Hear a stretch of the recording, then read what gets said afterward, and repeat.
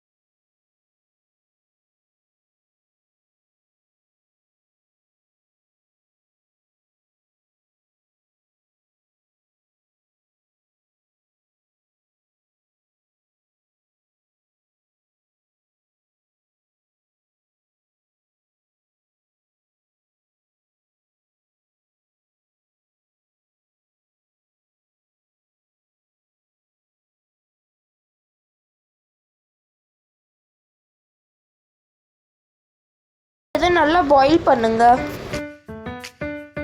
இது ஹை ஃப்ளேமில் கொதிக்கிற வரைக்கும் நம்ம 10 நிமிஷம் இதை ஹீட் பண்ணிப்போம். அப்புறம் லோ ஃப்ளேமில் இது நல்லா நாம் 50 நிமிஷத்துக்காக கொதிக்க விட்டுறணும்.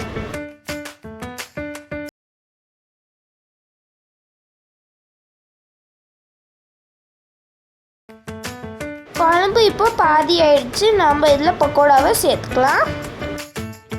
அவ்வளோதான், இது ரெடி ஆயிடுச்சு. இப்போ வாங்க நாம் இதை தாளிக்கலாம். சின்ன வானல் வச்சுக்கோங்க.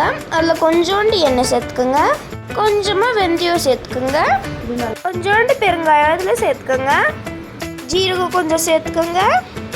இதில் காஞ்ச மிளகா சேர்த்துக்கோங்க. நான் காஞ்ச மிளகா சேர்த்துருக்கேன். உங்களுக்கு வேணால் நீங்கள் கருவேப்பிலை கூட சேர்த்துக்கலாம். 1/2 ஸ்பூன் மிளகாத்தூளை சேர்த்துக்கோங்க. நம்ம அந்த தயிரில் இதை போட்டுக்கலாம். உங்களுக்கு எங்கள் வீடியோ பிடிச்சிருந்தா லைக் பண்ணுங்கள், ஷேர் பண்ணுங்கள், கமெண்ட் பண்ணுங்கள், சப்ஸ்கிரைப் பண்ணுங்கள். பாய் गाइस.